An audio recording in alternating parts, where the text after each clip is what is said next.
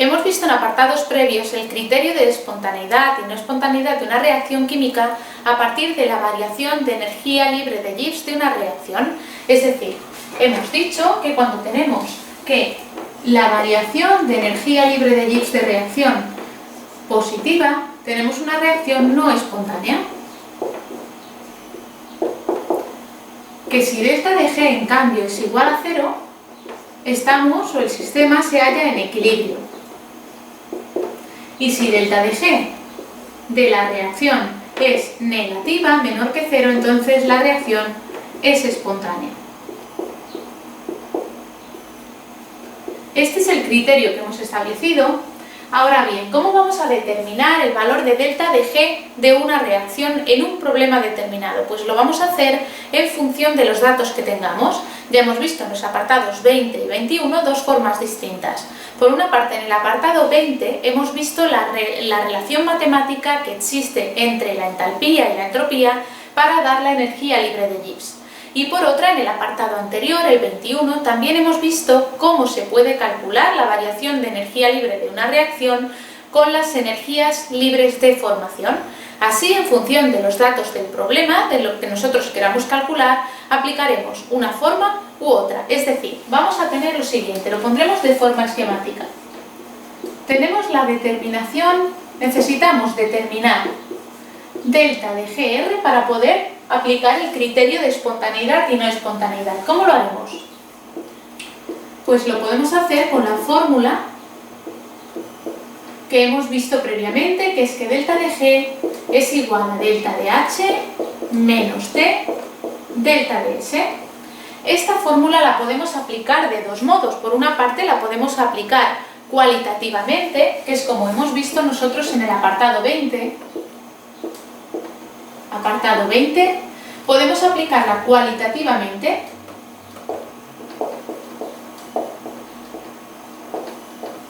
que es conociendo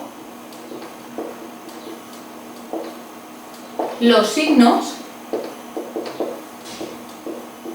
de delta de H y delta de S, tal y como hemos visto en la tabla previa, ¿de acuerdo? Esto es cualitativamente. Y podemos aplicarla cuantitativamente.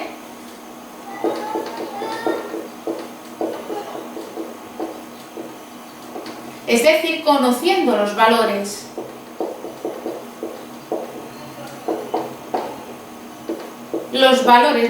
no solo los signos, sino los valores de delta de H y delta de S. Esta sería una forma de determinar delta de G de reacción, cualitativa o cuantitativamente. Nos puede bastar cualitativamente si únicamente lo que tenemos que hacer, es decir, si la reacción es espontánea o no espontánea, pero también podemos hacerlo con la fórmula de productos menos reactivos, es decir, la que hemos visto en el apartado 21, que es análoga a la de la variación de entalpía.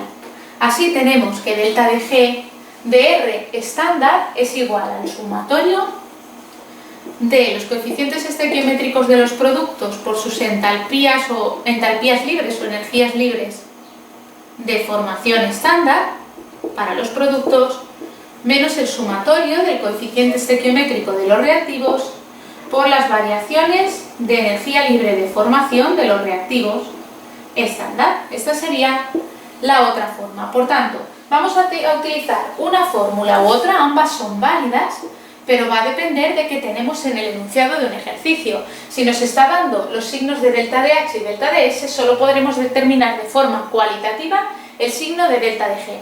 Si nos está dando los valores de delta de H o delta de S, o bien nos está dando las herramientas y los datos suficientes para calcular delta de H y delta de S, podremos determinar también cuantitativamente el número, el valor de delta de G y por tanto también la espontaneidad o no espontaneidad.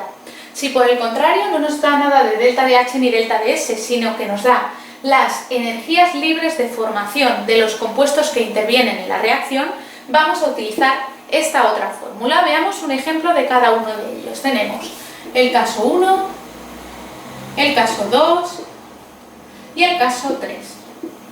Bien, en el caso 1, imaginemos que nos dan una reacción A más B para dar C. Y nos dicen que tenemos que delta de H es mayor que 0 y delta de S es menor que 0. Bien, pues lo único que haremos será coger esta fórmula y decir delta de H es positiva, ¿sí? Menos T por delta de S es negativa, menos por menos más, positivo y positivo, delta de G será también positiva. Y diríamos, bueno, pues delta de G mayor que 0, la reacción será no espontánea. Es decir, una reacción en la que únicamente nos están dando los signos de delta de H y delta de S. Esto es lo único que podemos hacer. Podemos predecir si la reacción será espontánea o no espontánea, pero no podemos calcular ningún valor, ¿de acuerdo? Ese sería el primer caso, determinación cualitativa de la espontaneidad de una reacción. Otro segundo caso puede ser que nos den delta de H y delta de S, pero nos den los números. Por ejemplo, que nos digan que en una reacción química, delta de H vale menos 238,5 kilojulios partido mol y que delta de S vale menos 230,1 julios partido Kelvin por mol. Bien, ¿qué vamos a hacer si tenemos los valores? Pues podemos calcular con la fórmula de aquí, delta de G, sustituyendo simplemente cada uno de los valores que tenemos. Nos tiene que dar también la temperatura, en este caso nos dicen que estamos a 325 grados centígrados, porque si no vamos a tener que dejar la temperatura indicada como T, ¿de acuerdo? Bien, tenemos esto de aquí, entonces solo vamos a sustituir, ponemos delta de G igual a delta de H menos 238,5 y ahora menos la temperatura en Kelvin 273,15 más 325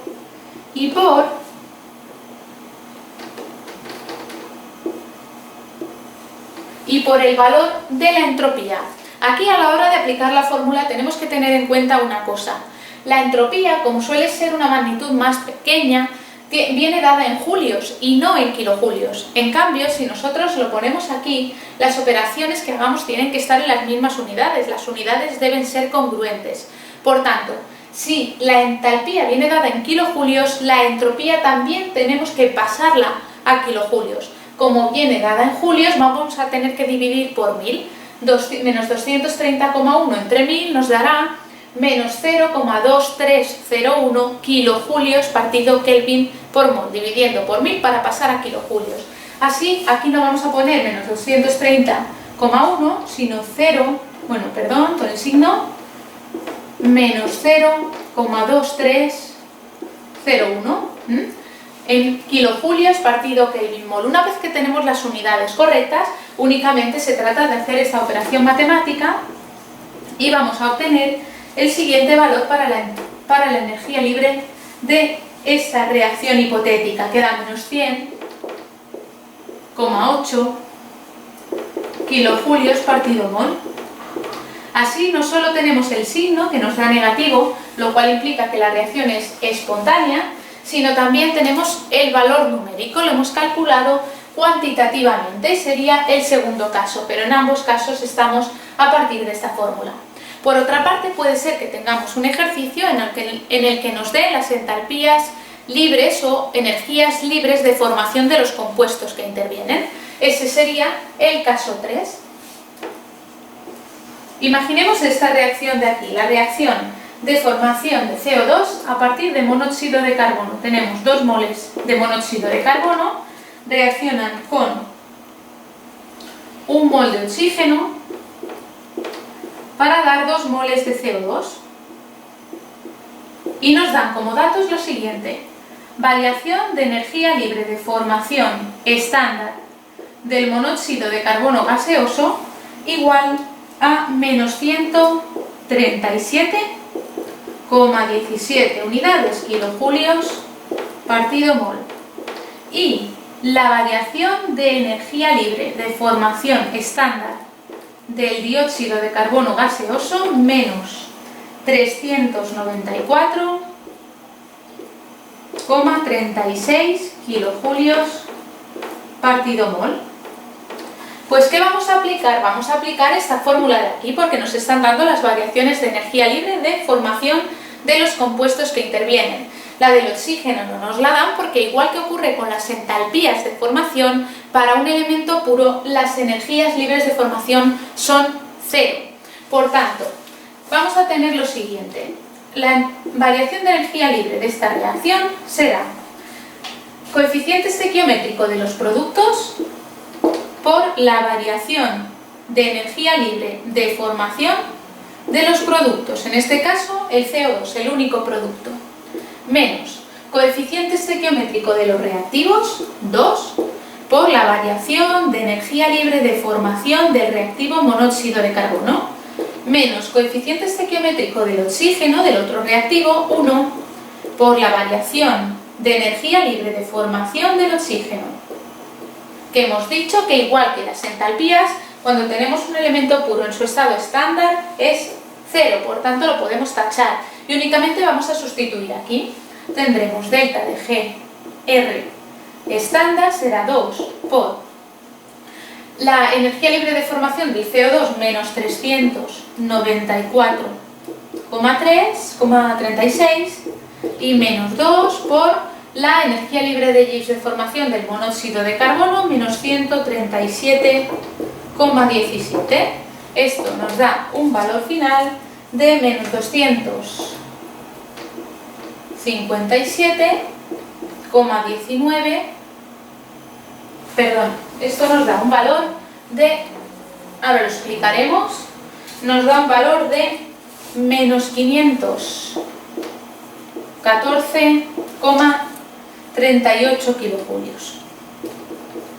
¿Por qué pongo kilojulios y no he puesto kilojulios partido mol?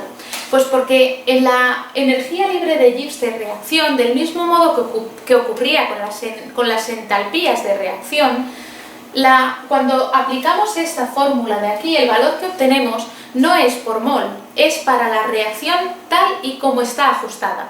En este caso no tenemos ajustada la reacción para un mol, tenemos ajustada la reacción en la que reaccionan 2 moles de monóxido de carbono, 2 de CO, para dar 2 moles de dióxido de carbono. Puesto que esto es la energía libre para la reacción como está aquí ajustada, es para 2 moles de dióxido de carbono, no para un mol, y entonces las unidades son simplemente kilojulios. Si nosotros queremos expresarla en kilojulios partido mol, debemos considerar lo siguiente. Si se desprende una energía de menos 514,38 kilojulios para 2 moles de CO2, para un mol tendré que dividir por 2. Y entonces es cuando para un mol sí que nos da un valor de menos 257,19 kilojulios. Y ahora sí, partido por mol. En este caso, por ejemplo, tanto por mol de CO2 formado como por mol de monóxido de carbono que reacciona. De todos modos, a veces no es necesario que hagamos el cálculo en kilojulios partido mol, porque es habitual que únicamente queramos saber el signo. Como hemos dicho, a partir del signo vamos a determinar la espontaneidad y simplemente llegando aquí en kilojulios globales para la reacción como está ajustada, diríamos, bueno, como es negativo, significa que es una reacción espontánea, porque delta de G de R es menor que 0, y nos pararíamos aquí. Bien, por tanto, vemos de forma general, de forma global, cómo podemos calcular la energía libre de Gibbs de una reacción y utilizar después este valor obtenido, tanto únicamente el signo como el valor calculado en kilojulios partido mol o en kilojulios, para decir si una reacción va a ser espontánea o no espontánea. Si este vídeo os ha gustado y os ha resultado de utilidad, os podéis suscribir a nuestro canal de YouTube para estar informados de la subida de cualquier nuevo vídeo y también seguirnos en Twitter y en Facebook. Por supuesto, os estaremos esperando en la página web kimitube.com, donde vais a encontrar material descargable, los enunciados de los ejercicios en PDF, enunciados de exámenes de años anteriores y también muchas curiosidades relacionadas con el mundo de la química en nuestro blog. Gracias por ver este vídeo.